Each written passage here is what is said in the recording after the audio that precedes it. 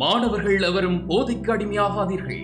அடிமையானவர்கள் மீண்டதாக சரித்திரமில்லை. எனவே உங்களையும் சமூகத்தையும் பாதுகாத்துக் கொள்ளுங்கள். உங்கள் நலன் கருதி கல்வி டிவி. அனைத்து மாணவர்களுக்கும் காலை வணக்கங்கள். நாங்கள் கவிஞர் அகலங்க என்ற கவிதையை அவதானித்துக் கொண்டு வருகின்றோம். அந்த வரிசையில் கவிஞர் அகலங்க என்ற கவிதையினுடைய இறுதி பகுதியில் நாங்கள் என்ன செய்ய நுழைந்திருக்கின்றோம்.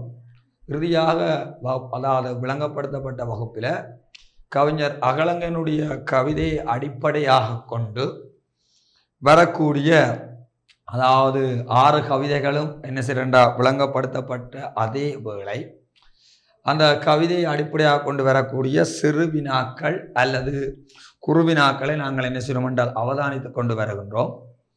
அந்த வரிசையில் கவிஞர் அகலங்க என்ற கவிதையை பற்றிய மீண்டும் ஒரு கண்ணோட்டத்தை சொன்னதன் பிற்பாடு அதை அடிப்படையாக கொண்டு வரக்கூடிய சிறு வினாக்களை நாங்கள் என்ன செய்யணும் என்றால் அதாவது அவதானித்து கொள்ள வேண்டும். கவிஞர் அகலங்க என்ற கவிதையில் பார்த்தீங்களா முக்கியமாக சொல்லப்படுற விடயம் என்னவா இருக்கும் என்றால் அதாவது முல்லை நிலத்தினுடைய அந்த சிறப்பையும் மருத நிலத்தினுடைய அந்த மேன்மை தன்மையையும் குறிப்பிடுகின்ற நோக்கில் தான் இந்த கவிதை என்ன செய்யறா அமைக்கப்பட்டு உள்ளது. அதை விட இந்த கவிதையில் அந்த நிலத்திலே வாழுகின்ற மக்களினுடைய பண்பாட்டு அம்சங்களும் அவர்களுடைய அந்த வாழ்க்கை முறை பற்றிய தன்மைகளும் அவர்கள்ட்ட காணப்படுகின்ற விருந்தோம்பல் என்று சொல்லப்படுகின்ற அந்த குண இயல்பை பற்றிய அந்த கருத்துக்களும் தெளிவான முறையில் வெளிப்படுத்தப்படுவதை நாங்கள் என்ன செய்யலாம் என்றால் அவதானித்துக் கொள்ளலாம்.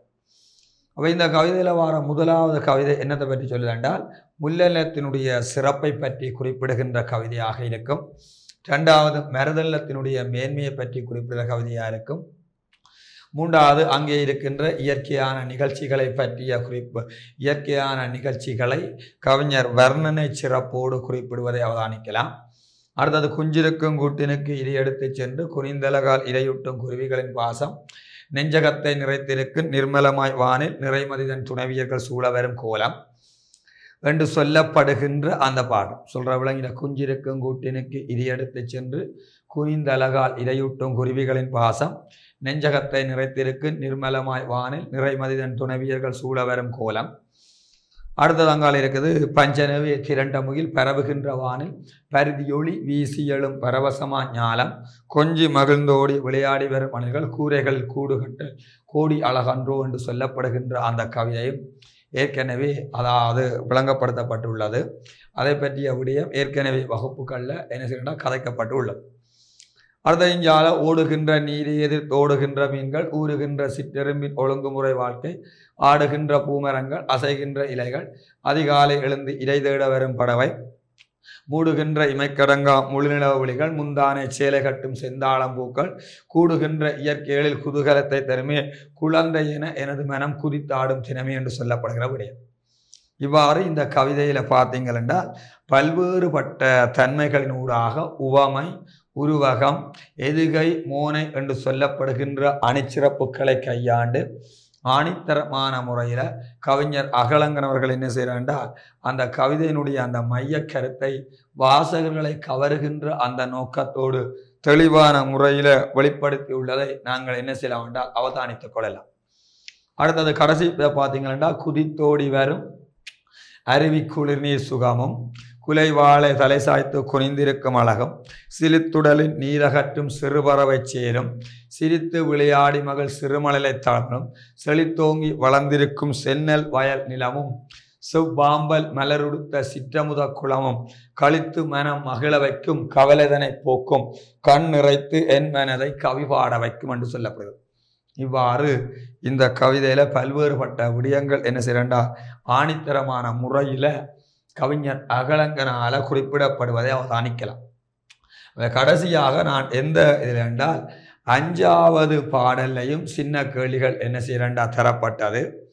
6வது பாடல்ல தான் என்ன செய்யறா அதில் வரக்கூடிய சிறு வினாக்கள் என்று சொல்லப்படுகிற விடயம் தராமல் இருக்கிறது.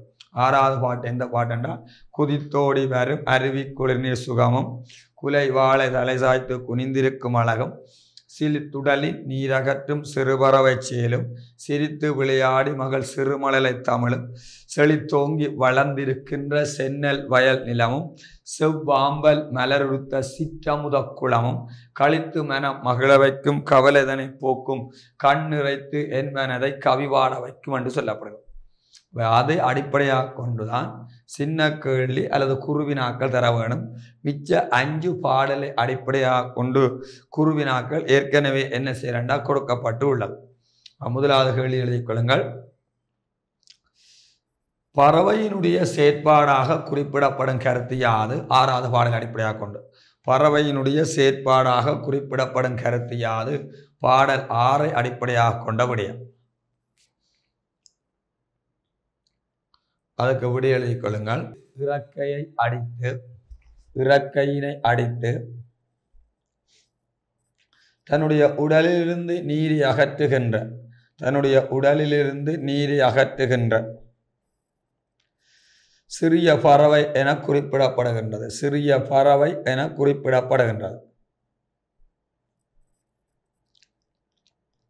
அடுத்த கேள்வி, மழலையை பற்றி குறிப்பிடப்படுகின்ற கருத்து யார்? மழலையை பற்றி குறிப்பிடப்படுகின்ற கருத்து யார்? மழலை என்பது என்னவாக கொண்டா குழந்தை என்பதை குறிக்கிறது. அந்த மழலையை பற்றி குறிப்பிடப்படுகிற கருத்து எழுதுங்கோ. சிரித்து விளையாடி மகிழ்ந்திருக்கின்ற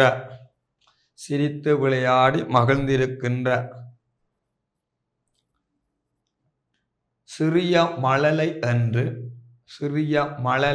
மழலை என்ற குழந்தை சிறிய மழலை என்று சிறிய மழலையை பேசுகின்ற, அதாவது அந்த குழந்தை மொழியை பேசுகின்ற மழலை என்று என்ன செய்யறா குறிப்பிடப்படுகிறது. அடுத்த கேள்வி எழுதிக் கொள்ளுங்கள். இப்பாடலில் மருத நிலத்தினுடைய மேன்மையாக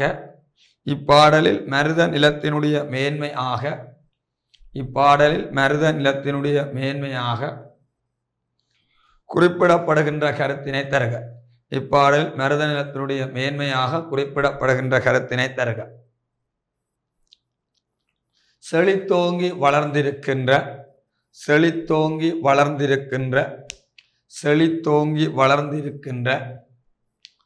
செம்மையுடைய நெற்பயிரை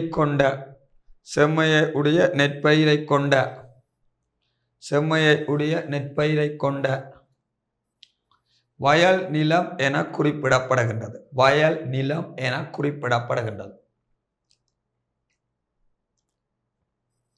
அடுத்த கேள்வி எழுதுங்கோ. செவ்வாம்பல் மலருடுத்த சிற்றமுத குளம். செவ்வாம்பல் மலருடுத்த சிற்றமுத குளம் என்பதில் கையாளப்பட்ட அணிச்சிறப்பை விளக்குக. செவ்வாம்பல் மலருடுத்த சிற்றமுத குளம் என்பதில் கையாளப்பட்ட அணிச்சிறப்பை விளக்குக. அதில் இருக்கிற அணி உருவக அணி எழுதிக் கொள்ளுங்கள். சிவப்பு நிறமான ஆம்பல் மலர்களை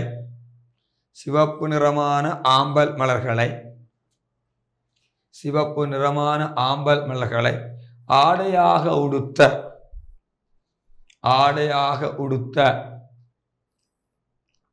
சிறிய அமுத குளம் என்று சிவப்பு நிறமான ஆம்பல் மலர்களை ஆடையாக உடுத்த சிறிய அமுத குளம் என்று உருவகிக்கப்பட்டுள்ளதை அவதானித்துக் கொள்ளலாம்.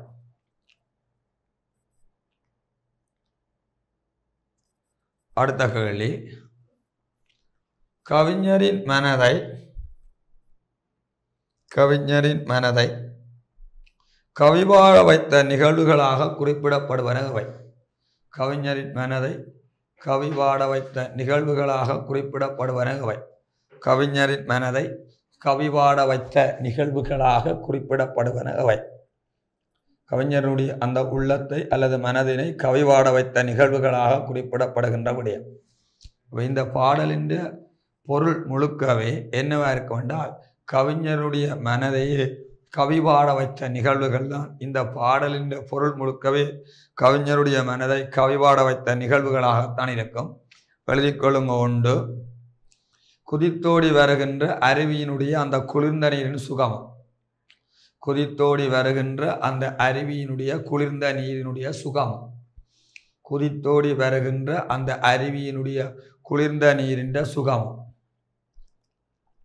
அடுத்தது குலை வாழை தலையினை சாய்த்து, குலை வாழை தலையினை சாத்து, குலை வாழை தலையினை சாத்து குனிந்திருக்கின்ற அந்த அழகுத்தன்மையும், குனிந்திருக்கின்ற அந்த அழகுத்தன்மையும், குலை வாழை தலையினை சாய்த்து குனிந்திருக்கின்ற அழகுத்தன்மையும், உடலிலிருந்து நீரை அகற்றுகின்ற, அதாவது உடலிலிருந்து இறக்கைகளை அடித்து நீரை அகற்றுகின்ற, உடலிலிருந்து தன்னுடைய இறக்கைகளை அடித்து நீரினை அகற்றுகின்ற சிறிய பறவையினுடைய செயற்பாடு. சிறிய பறவை என்று சொல்லலாம், அல்லது சிறிய பட்சியினுடைய செயற்பாடு. அடுத்தது சொல்லப்படுது சிரித்து விளையாடி மகிழ்ந்திருக்கின்ற, சிரித்து விளையாடி மகிழ்ந்திருக்கின்ற சிறிய குழந்தையினுடைய அந்த பேச்சு மொழி. சிறிய குழந்தையினுடைய அந்த பேச்சு மொழி, மகிழ்ந்திருக்கின்ற அந்த சிறிய குழந்தையினுடைய அந்த பேச்சு மொழி. அடுத்த செழித்தோங்கி வளர்ந்திருக்கின்ற, செழித்தோங்கி வளர்ந்திருக்கின்ற அந்த செம்மையினுடைய நெற்பயிரை கொண்ட வயல் நிலம். செழித்தோங்கி வளர்ந்திருக்கின்ற அந்த செம்மையினை உடைய நெற்பயிரை கொண்ட அந்த வயல் நிலம். செழித்தோங்கி வளர்ந்திருக்கின்ற அந்த செம்மையினை உடைய நெற்பயிரை கொண்ட வயல் நிலம். அடுத்தது ஆம்பல் மலர்களை ஆடையாக உடுத்த, ஆம்பல் மலர்களை ஆடையாக உடுத்த, ஆம்பல் மலர்களை ஆடையாக உடுத்த அந்த சிறிய அமுத குளம். ஆம்பல் மலர்களை ஆடையாக உடுத்த அந்த சிறிய அமுத குளம். இவையெல்லாம் என்னவா இருக்கும் என்றால் கவிஞருடைய மனதை, அந்த உள்ளத்தை கவி பாட வைத்த அல்லது பாடலை பாட வைத்த அந்த நிகழ்வு தன்மைகளாக இதில் என்ன செய்யறா குறிப்பிடப்படுற கருத்தாக இருக்கும். இவெல்லாம் என்னவா இருக்கும் என்றால் கவிஞர் அகலங்கன்ற கவிதையை அடிப்படையாக கொண்டு வரக்கூடிய விடயங்களாக என்ன செய்ய வேண்டாம் காணப்படும். என்ன மாதிரி என்றால் இந்த கவிஞர் அகலங்கன்ற கவிதை 6 பிரதானமான கவிதைகளை என்ன செய்யறா தன்னகத்தை கொண்டிருக்கிறது. அதாவது கவிஞர் அகலங்கன் வவனியா பம்பை மடு என்று சொல்லப்படுகிற இடத்தை பிறப்பிடமாக கொண்டவர். அவரால் இயற்றப்பட்ட குழந்தை என எனது மனம் குதூகலிக்கும் என்று சொல்லப்படுகின்ற அந்த பிரதான தலைப்பிலான ஒரு கவிதையாக காணப்படும்.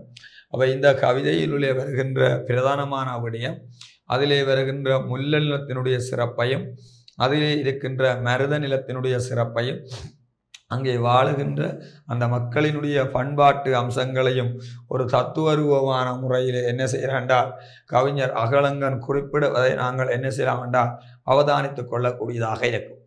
6 பிரதானமான கவிதைகள் என்ன செய்யறாண்டால் இன்றைக்கு என்ன செய்யறாண்டால் இன்றைய வகுப்போடு என்ன செய்யறாண்டால் முடிக்கப்பட்டு உள்ளது. இனி இந்த கவிதை அடிப்படையாக கொண்டு வரக்கூடிய, அதாவது கட்டமைப்பு வினாக்கள் என்று சொல்லப்படுகின்ற கட்டுரை வினாக்களை நாங்கள் என்ன செய்ய வேண்டால் அவதானித்து கொள்ள வேண்டும்.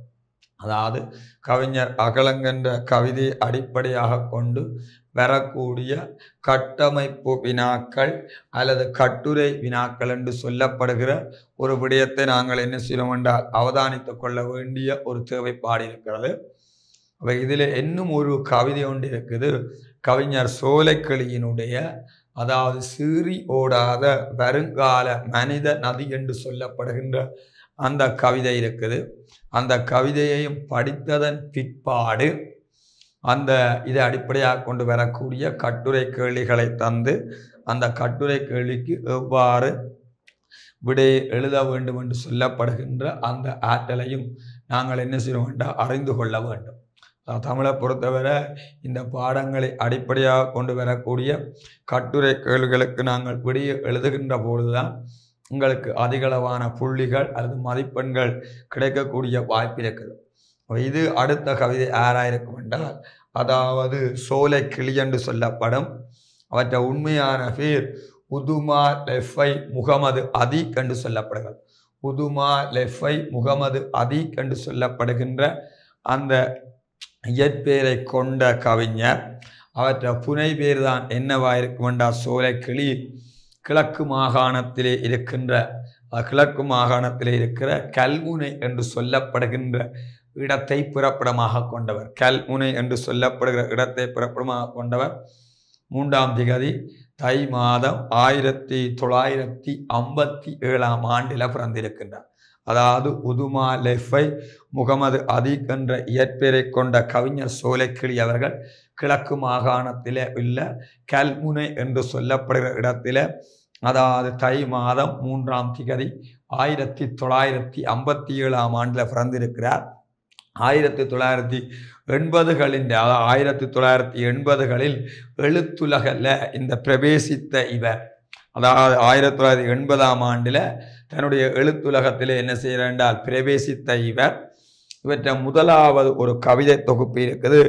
நானும் ஒரு பூனி என்பது இவரால் எழுதப்பட்ட ஒரு பிரதானமான கவிதையாக இருக்கும். 1980களில் உருவான கவிஞர்களில் மிக பிரதானமானவர்.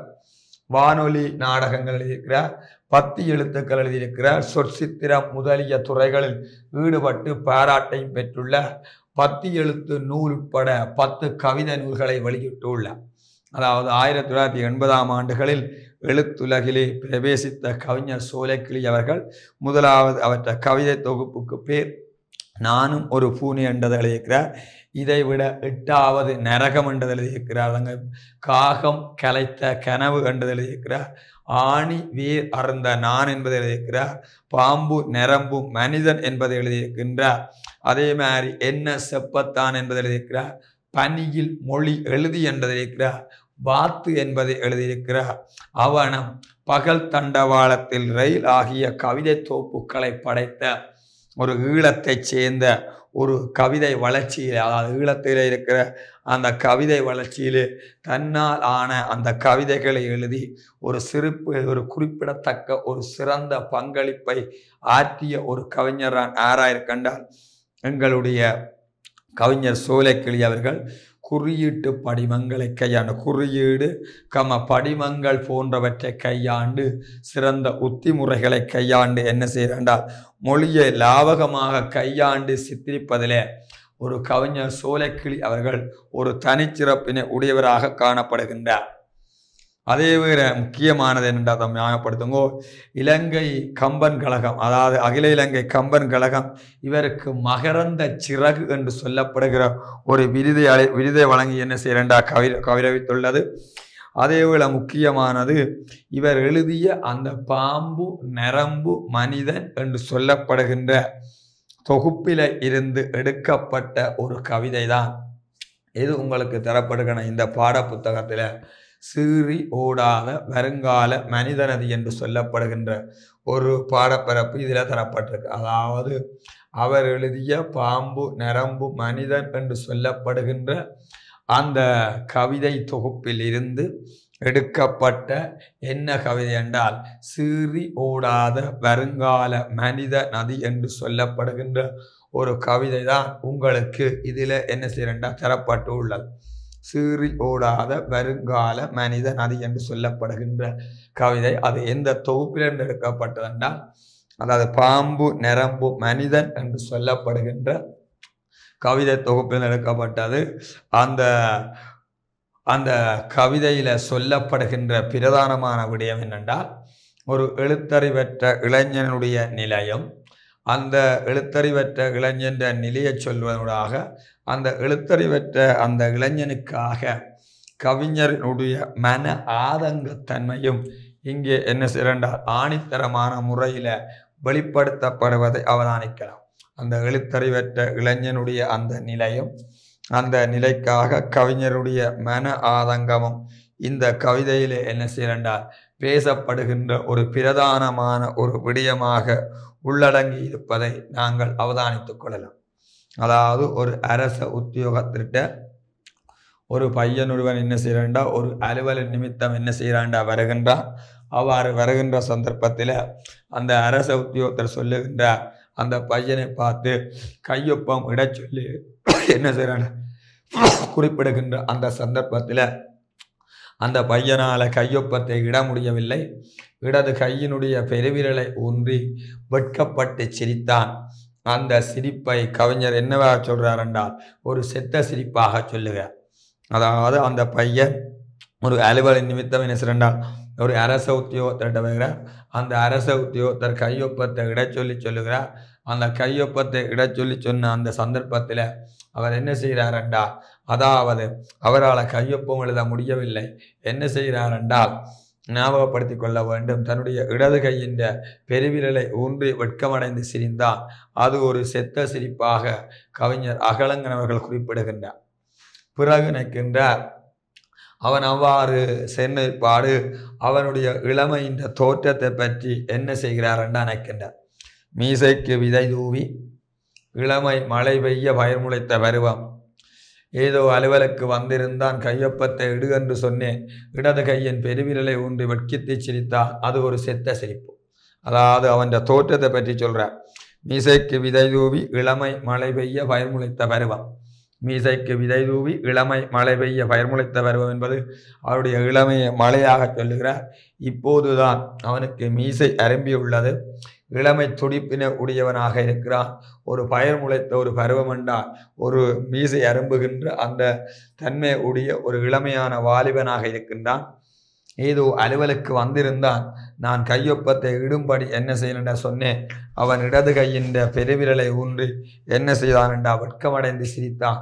அந்த சிரிப்பு ஒரு என்னவாக சொல்லப்படுதுண்டா ஒரு செத்த சிரிப்பாக சொல்லப்படுது. மனதிலே எந்த விதமான திருப்தியையும் ஏற்படுத்தாத ஒரு உணர்வு அற்ற ஒரு சிரிப்பாக குறிப்பிடப்படுகிறது. என் இதயம் கலன்று அவனிட்ட ஒப்பத்தின் மேல் விழுந்து கத்தியது பின் கருகி பற்றியது. அதாவது என்னுடைய இதயம் கலந்து, என்னுடைய அந்த இதயம் என்று சொல்லப்படுகிற மனம் கலந்து அவனிட்ட ஒப்பத்தின் மேல் விழுந்து கத்தியது பின் கருகி பற்றியது. அவனிட்ட ஒப்பத்தின் மேலே என்ன செய்யண்டா விழுந்தது. அதன் பிற்பாடு அவனுடைய அந்த எண்ணத்தை நினைத்து, அவனுடைய அந்த மன உணர்வுகளை நினைத்து, அவனுடைய எதிர்கால வாழ்க்கையை நினைத்து என்னுடைய இதயம் கருகி பற்றியதாக குறிப்பிடப்படுவது. அதில் கையாளப்பட்ட அணிச்சிறப்பு என்னவாக கொண்டால் உயர்வு நவிர்ச்சி அணிச்சிறப்பு. என்னுடைய இதயம் கலந்து அவனிட்ட ஒப்பத்தின் மேல் விழுந்து கத்தியது பின் கருகி பற்றியது. என்னுடைய இதயம் கலந்து அவனிட்ட அந்த ஒப்பத்தின் மேலே விழுந்து கத்தியது பின் கருகி பற்றியதென்றா அவனுக்காக, அந்த எழுத்தறிவற்ற இளைஞனுக்காக கவிஞருடைய மன ஆதங்கத்தினுடைய வெளிப்பாடு குறிப்பிடப்படுகிறது. என்ற இதயம் கலந்து விழுந்ததாக குறிப்பிடப்படுவதை அவதானிக்கலாம். அவன் காதல் உணர்வுகளை என்னென்று எழுதுவான் ஒருத்திக்கு. அவன் காதல் உணர்வுகளை என்னென்று ஒருத்திக்கு எழுதுவான் வருங்காலம். அவன் எதிர்காலம் இப்போதான் என்ன செய்யண்டா, அவன் ஒரு இளமையானவனாயிருக்கின்றான். அவனுடைய எதிர்காலத்திலே என்னடா அவனுடைய எதிர்காலத்தினுடைய வாழ்க்கையை என்ன செய்யண்டா நினைத்து பார்க்கிறார். அவன் காதல் உணர்வுகளை என்னென்று ஒருத்திக்கு எழுதுவான் வருங்காலம். இப்போ இல்லை, அவனுடைய வருங்காலம் என்று சொல்கிற எதிர்காலத்தில் ஃபியூச்சரில் என்ன மாதிரி தன்னுடைய காதல் உணர்வுகளை என்னென்று சொல்வான் அந்த பெண்ணுக்கு வெளிப்படுத்துவான். அழகு முகம், கீழுதடு இரத்த சிவப்பு, அழகான ஒரு பையனாக இருக்கின்றான். அவனுடைய கீழுதடு ரத்தம் போன்ற சிவப்பு கலரில் காணப்படுகிறது. பெண் விழுவாள் இவற்றில் மயங்கி. பெண்ணானவள் இவ்வாறான அழகுத்தன்மையுடைய ஒரு பெண்ணு ஒரு ஆணை என்ன செய்வாள் என்றா காதலிப்பாள். இவ்வாறான அழகுத்தன்மையில் அவள் என்ன செய்வாள் என்றா விழுவாள். பெண் விழுவாள் இவற்றில் மயங்கி. காகம்போல் அவள் விழுந்தவள், காகம்போல் அவன் விழுந்தவளின் வேலியோரம் எல்லாம் கரைந்து திரிவானும். காகம் எவ்வாறு கரைந்தழைத்து அதாவது தெரிகின்றதோ அதே மாதிரி காகம்போல் அவன் விழுந்தவளின் வேலி ஓரம் எல்லாம், அதாவது வீட்டின் வேலியோரம் எல்லாம் கரைந்து திரிவானும். எழுத வருகிற உணர்ச்சிகளை ஒலியாக்கி வந்திருக்கக்கூடாது. இன்றைக்கு எழுத வருகிற உணர்ச்சிகளை ஒலியாக்கி வந்திருக்கக்கூடாது அவன் என்று அலுவலுக்கு.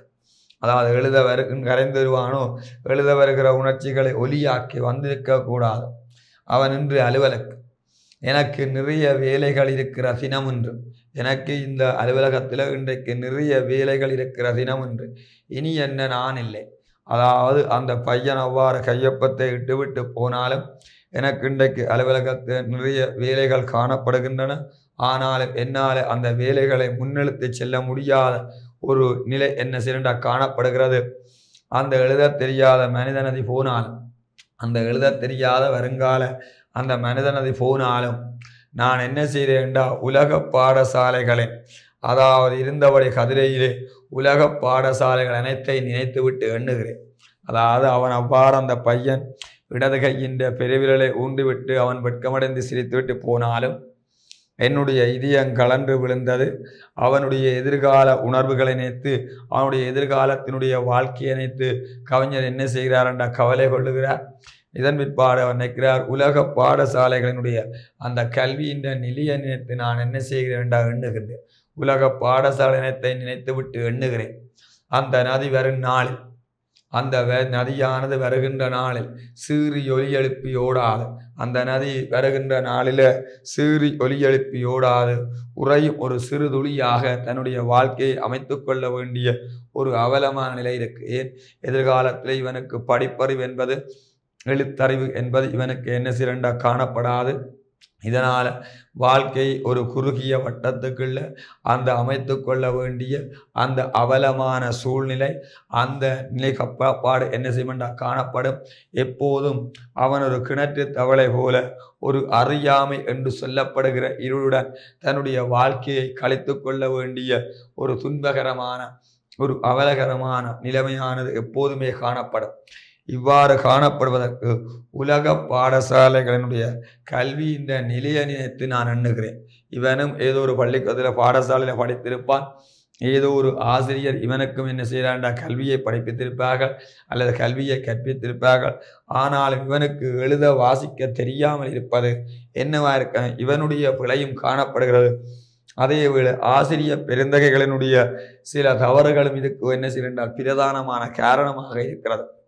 அதாவது உலக பாடசாலை அனைத்தை நினைத்து இருந்தபடி என்ன செய்கிறேன் என்றால் உலக பாடசாலை அனைத்தை நினைத்து விட்டு எண்ணுகிறேன். அந்த நதி என்பது அந்த எழுத்தறிவற்ற இளைஞனை ஒரு மனித நதியாக உருவாக்கின்றார்.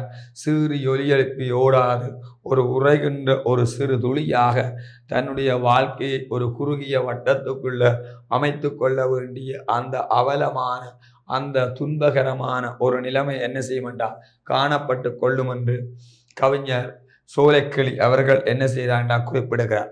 ஒன்று எழுத்தறிவற்ற இளைஞனுடைய தோற்ற பொலிவையும் சொல்வது மட்டுமல்லாது அவனுடைய அழகு முகம், கீழுதடு இரத்த சிவப்பு, அதே மாதிரி முக்கியமான சொல்லுது மீசைக்கு விதை தூவி இளமை மழை பெய்ய பயிர் முளைத்த பருவம்.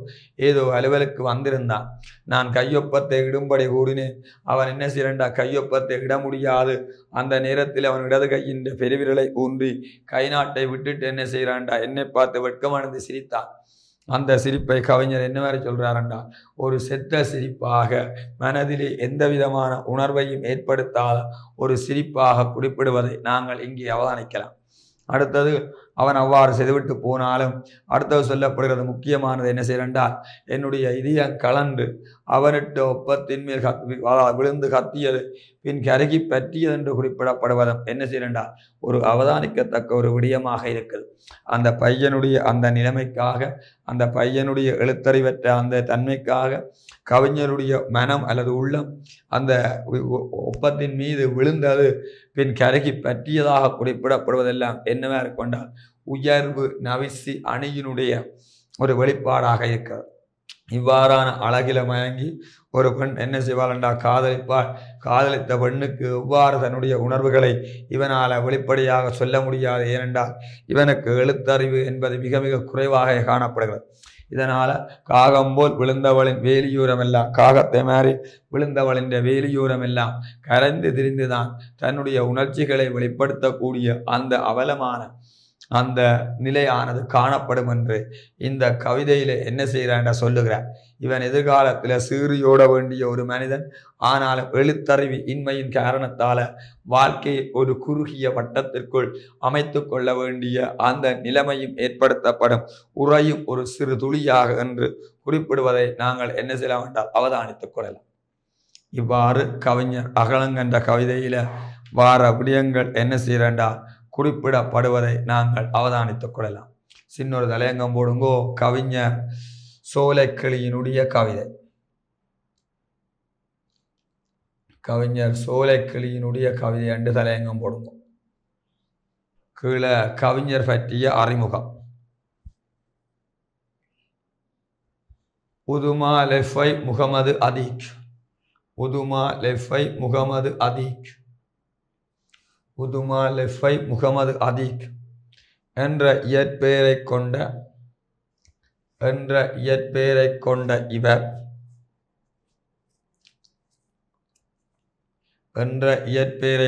இவர் கிழக்கு மாகாணத்திலே உள்ள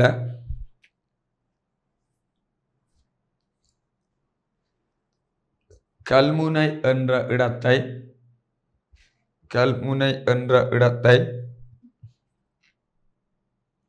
பிறப்பிடமாக கொண்டவராக குறிப்பிடப்படுகின்றார்.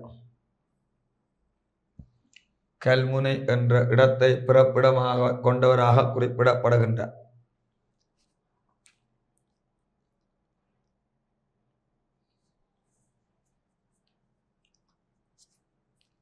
தை மாதம் 3ஆம் திகதி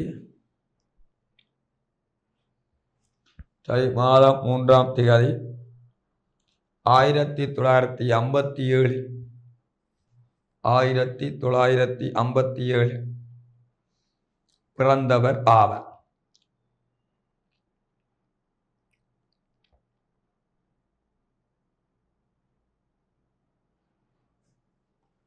ஆயிரத்தி 1980 ஆண்டுகளில் எழுத்துலகில் பிரவேசித்த இவர் பல்வேறுபட்ட கவிதை தொகுதிகளையும்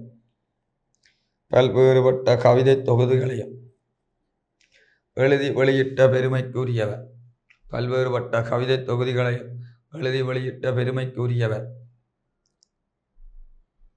இவருடைய முதலாவது கவிதை தொகுதி நானும் ஒரு பூனை என்பது ஆகும்.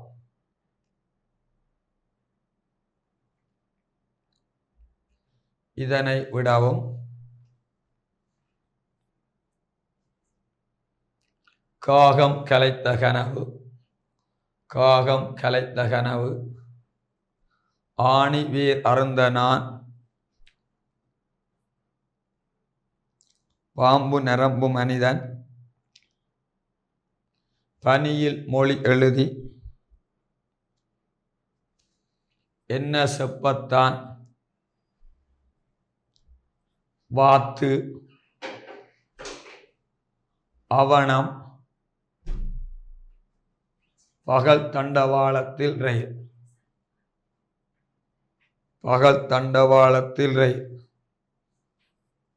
முதலான கவிதை தொகுதிகளை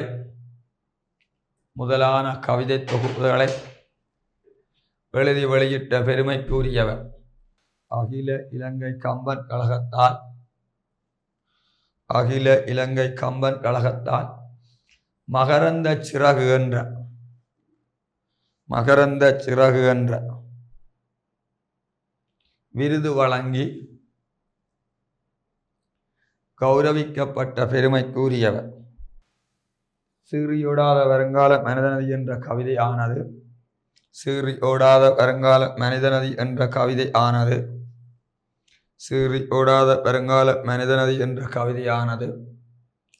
அவர் எழுதிய பாம்பு நரம்பு மனிதன்